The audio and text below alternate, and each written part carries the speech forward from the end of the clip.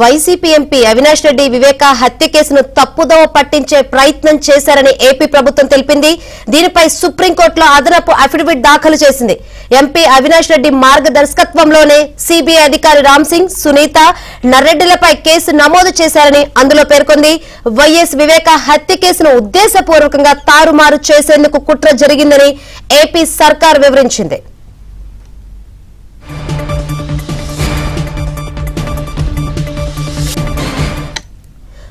YCP MP Avinash Reddy వివేక హత్య కేసును తప్పుదోవ పట్టించే ప్రయత్నం చేశారని ఏపీ ప్రభుత్వం తెలిపింది.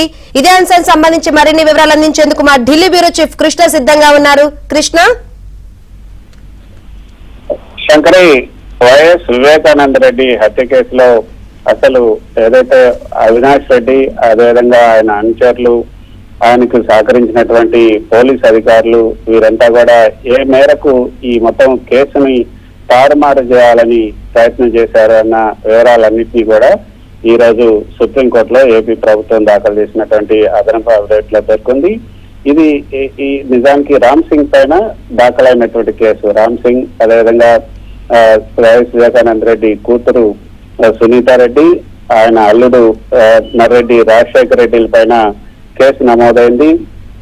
రామ్ సింగ్ తనను బలవంతం చేసి తన పైన 3rd డిగ్రీ ఉపయోగించే అవినాష్ రెడ్డి అదేవిధంగా ఆయన తండ్రి ఇతరుల పైన బలవంతంగా తనతో సాక్ష్యాలను తీసుకున్నారు. తనతో బలవంతంగా ఈ యొక్క కేసులో వాళ్ళందరినీ కూడా ఇరికించాలని తన పైన 3rd డిగ్రీ ఉపయోగించారు రామ్ సింగ్. అదేవిధంగా సునీత, నర్రెడ్డి రాజశేఖర రెడ్డి వీళ్ళు కూడా తనను బెదిరించారు. తన కుమారుడు వివాహాన్ని కూడా నిలిపేస్తామని తనను బెదిరించడం కారణంగానే ఈ యొక్క కేసులో అవినాష్ రెడ్డి వీళ్ళందరినీ కూడా ఇరికించడం జరిగింది అంటూ కృష్ణారెడ్డి, ఏదైతే వైఎస్ వివేకానంద రెడ్డి పిఏ అయినటువంటి ఎం వెంకట కృష్ణారెడ్డి ఇచ్చినటువంటి ఒక ఆయన ఇచ్చినటువంటి ఫిర్యాదు మేరకు రామ్ సింగ్ పైన అదేవిధంగా సునీత, నర్రెడ్డి రాజశేఖర రెడ్డి మీద కేసు నమోదైంది.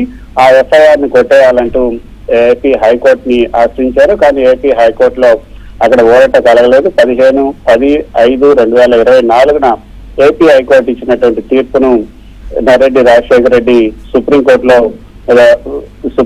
సవాల్ చేశారు.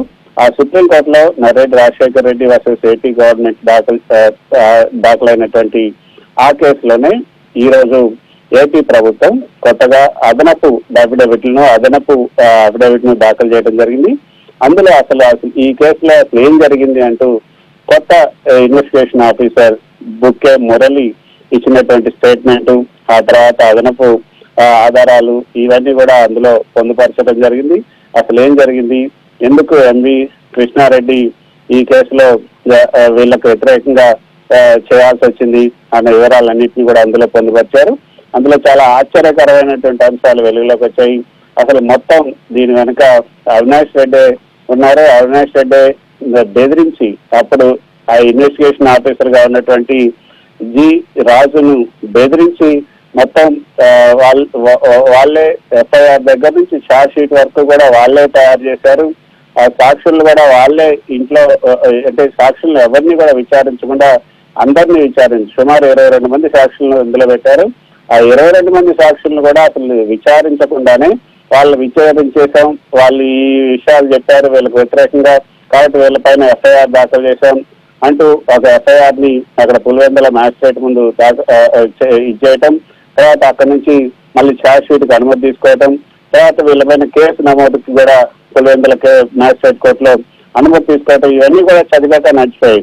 అయితే వీటన్నిటికీ కూడా కారణం అంటే వీటి వెనుక అవినాష్ రెడ్డితో పాటు పోలీస్ అధికారులు retired additional SP Rajeshwar Reddy, అదేవిధంగా retired additional SP Rajeshwar Reddy, మరో అధికారి ఏఎస్ఐ రామకృష్ణారెడ్డి, ఈ ఇద్దరు అధికారులే ఉన్నారంటూ ఈ రోజు ఈ యొక్క అఫిడవిట్ లో పేర్కొన్నారు. వీరి పాత్ర ఏంటి, ఏ విధంగా చేశారన్న విషయాలను కూడా చెప్పడం జరిగింది. అయితే కృష్ణారెడ్డి తన స్టేట్మెంట్ లో ఇచ్చిన విధంగా రామ్ సింగ్ ఎప్పుడూ కూడా అసలు కృష్ణారెడ్డిని విచారించనే లేదు. అందుకు సంబంధించినటువంటి సీసీటీవీ ఫుటేజీలను కూడా ఇందులో ఇవ్వటం జరిగింది. 15/12/2023 17/12/2023 కూడా ఈ 2 రోజుల్లో ఈ యొక్క స్టేట్మెంట్ ఇచ్చాను అంటూ ఎంవి కృష్ణారెడ్డి స్టేట్మెంట్ ఇచ్చానని చెప్పారు. కానీ ఆ 2 రోజులు ఫుటేజ్ చూస్తే, పులివెందుల పోలీస్ స్టేషన్ ఫుటేజ్ చూస్తే అక్కడ ఎక్కడా కూడా ఆయన హాజరైనట్లుగా కూడా లేదు.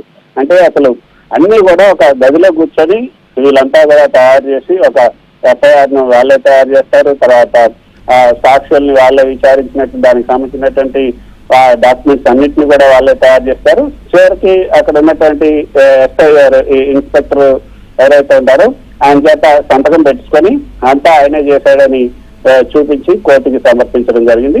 సో ఈ విషయాలన్నింటినీ కూడా పోసుకొచ్చినట్లుగా ఆ రిపోర్ట్ లో చెప్పడం జరిగింది.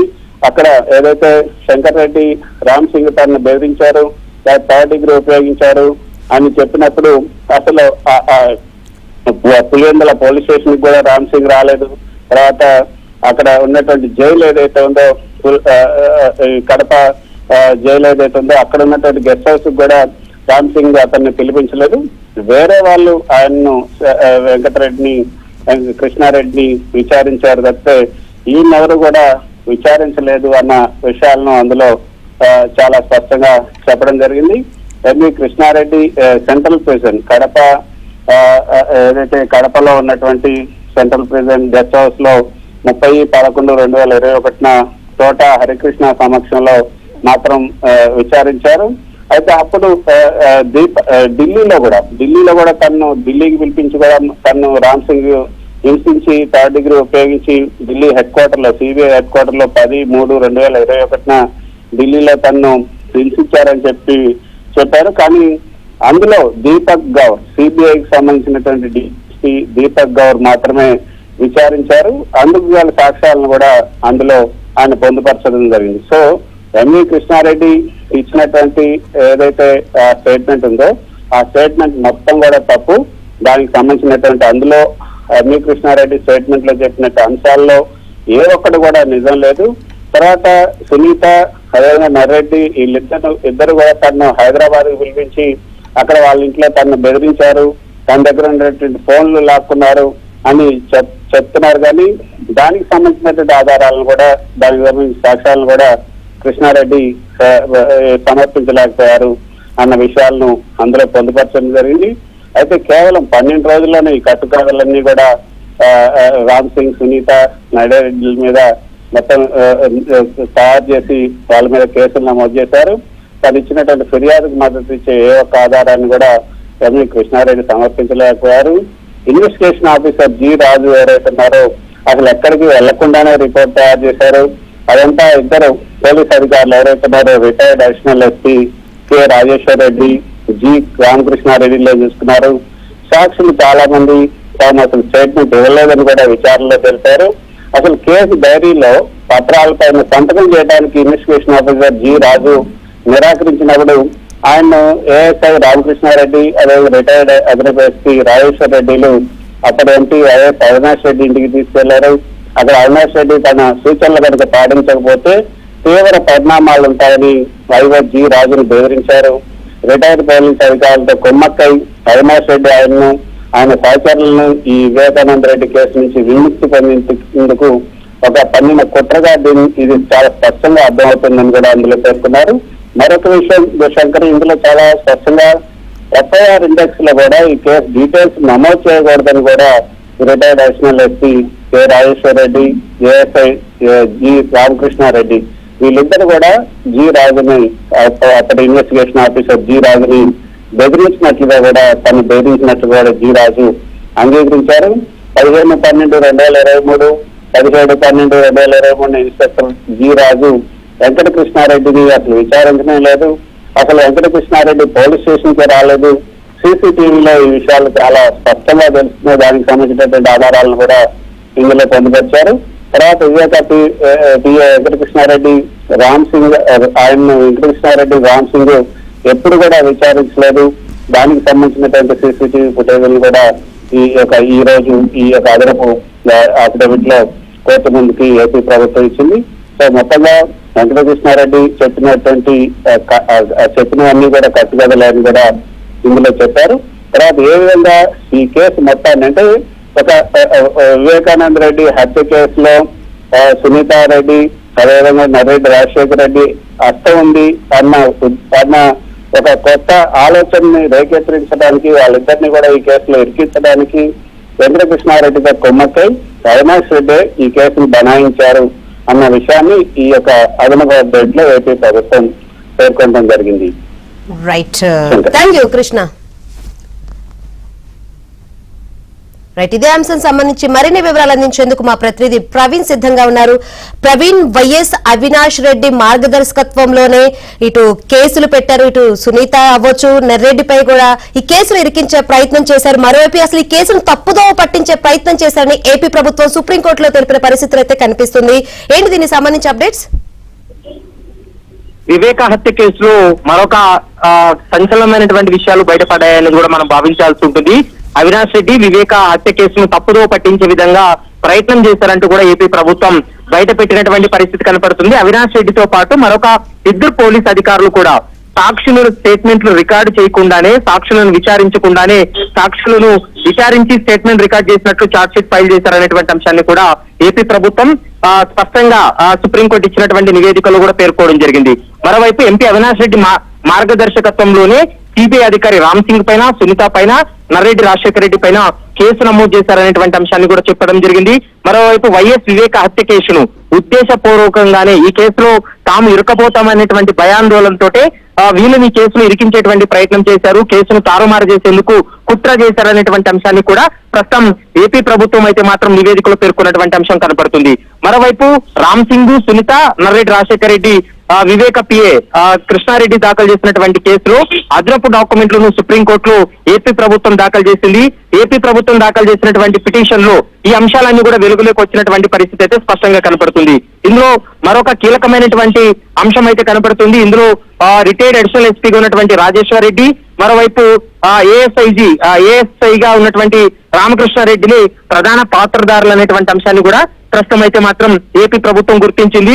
మరికొన్ని డాక్యుమెంట్లు కావచ్చు, సీసీ కెమెరాల ఫుటేజ్ ను పరిశీలించిన సమయంలో ఈ కేసు ఇన్వెస్టిగేషన్ లో చాలా అంశాలు తారుమారు చేశారు, ఇన్ఫ్లుయెన్స్ చేశారు, మరోవైపు ఈ కేసును కుట్రపూరితంగా తప్పుదో పట్టించారనేటువంటి అంశాన్ని కూడా అందులో స్పష్టంగా కూడా పేర్కొన్నటువంటి పరిస్థితి కనపడుతుంది.